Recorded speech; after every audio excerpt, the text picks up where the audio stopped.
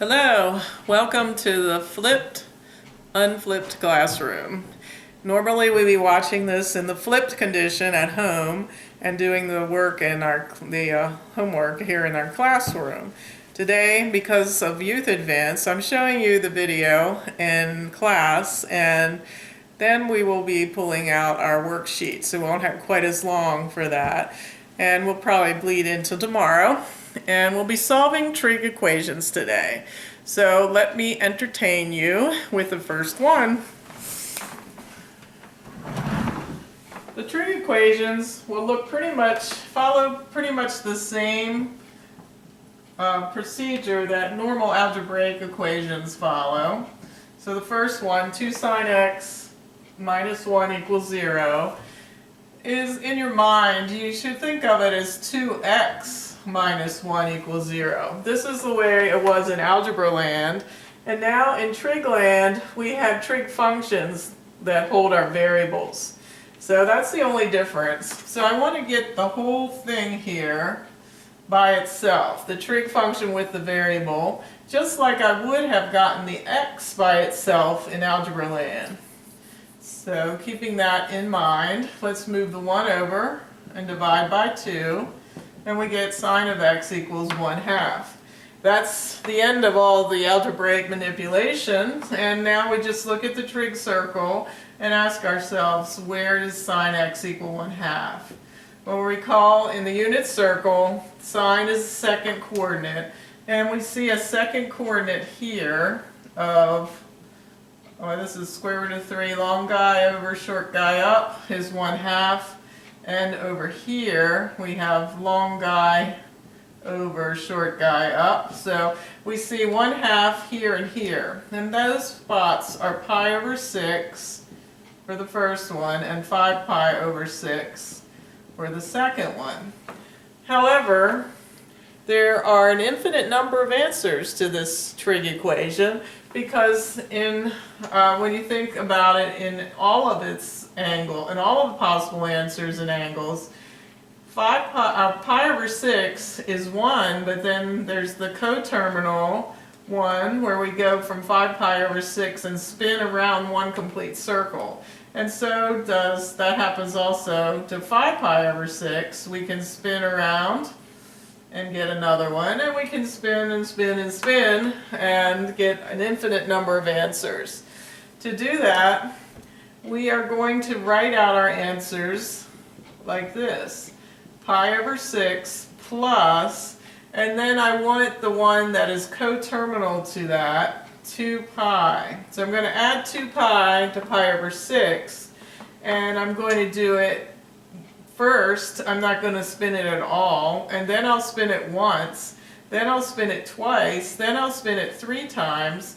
So I indicate that with a little n there, and everyone knows, anyone walking down the hall, call them in, everyone knows that that n means it starts at 0, then 1, then 2, then 3, ... forever. So n equals 0 would generate the pi over 6, and n equals 1 would generate the next one, which would be pi over 6 plus 2 pi, which is 12 pi over 6, that would be 13 pi over 6, and then it would generate the next and the next and the next. So these represent additional circles from pi over 6. And the same way with 5 pi over 6, we can generate the next one by going around 2 pi, then 4 pi, 6 pi, etc. So everyone knows that's what the n means. So we may use it freely in this way. These are the answers. Let's do another one. And this one is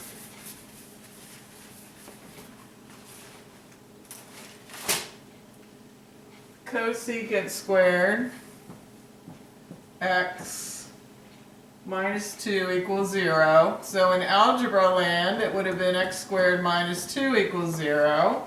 So just follow your mathematical nose and sniff it out. You just have a mathematical sense now of how to solve equations. So hopefully you will add 2 to both sides.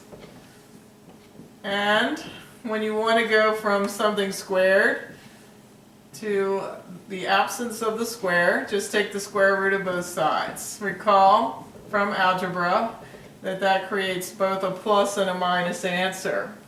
Now, I prefer, sign language, to work in the reciprocal function. So also from algebra, we know that if we have an equation and if we flip one side and flip the other side, we still have an equivalent situation.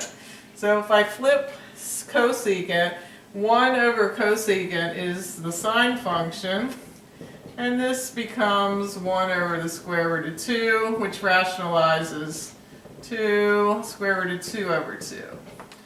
On the unit circle, that appears the middleman. He's here, here, and plus the here and here because of the plus or minus. So what's that? Pi over 4,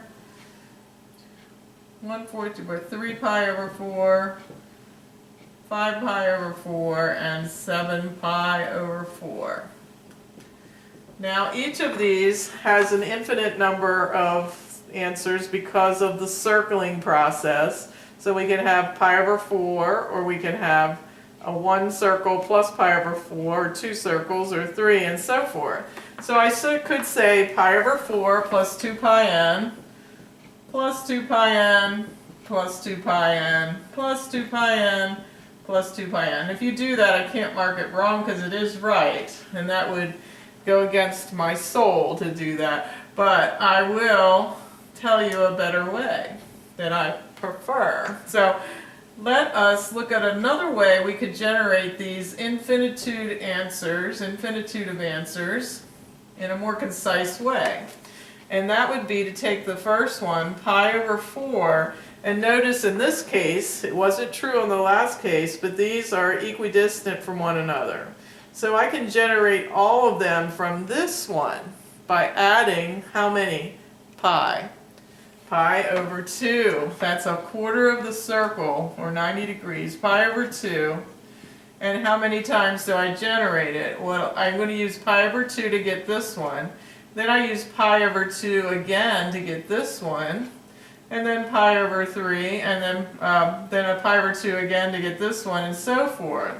So I can add pi over 2 an n number of times. And everyone knows, including you now, n equals 0, then 1, then 2, then 3, etc. So these, putting in a 0 right here, and then a 1, and then a 2, and a 3, you will see that all of these are generated forever. So, the last one is this 3 sine squared x equals cosine squared x. And this one, your mathematical nose may not have much to offer from algebra land. You might think you might take the square root of both sides, but that would give us a square root of 3 sine x equals cosine x. And that's not too bad. Let's try this strategy though, because it'll serve you in other examples more than what I just said. I want to divide both sides by the cosine squared. You say, well, where did that come from? Well, it's just sort of a trick that I stuff up my sleeve, and you can stuff it up yours now. And you notice what happens when I do that. It creates a trig ID here, and that is our deathbed tangent squared x and a 1 over here. So now I divide both sides by 3. Now my mathematical nose is smelling it out, and taking the square root of both sides gives me the plus or minus 1 over the square root of 3. So this is a good strategy on ones that look similar to this, and of course on this one. So where is there a tangent? Remember, tangent isn't as user-friendly on the unit circle. We're looking for a place where the second coordinate divided by the first is 1 over the square root of 3. So in my mind, I usually realize that a 2 comes out to play on these, And 1 over 2 divided by square root of 3 over 2 is where I'm looking for. So I'm looking for the second is the 1/2 and the first is square root of 3 over 2. So I see that happens at pi over 6, and because right there we have the long guy and the short guy. So you see that this divided by this will flip and multiply, and the 2's will cancel, and it will give us this. Because of the plus or minus, it also happens here and here. 5, 6, 7 pi over 6, and here 11 pi over 6. Alright, let's see if you can figure out how to generate the infinitude of other answers. This time, they are not the same distance, they're not equidistant from one another, but I still can, so I could say pi over 6 plus 2 pi n, 5 pi over 6 plus 2 pi n plus 2 pi n plus 2 pi n. But I see a more concise way that I can do this one. And I could take pi over 6 and generate this one, which is directly across from it, by adding how many pi radians? Pi. It's half a circle away. So if I do that an infinite number of times, I generate this one, this one, this one, this one, this one, this one. But I haven't generated those, so my answer must include those. So I do 5 pi over 6 plus, and once again I notice half a circle away from each other, so I do pi n. So that's a more concise way of doing that one.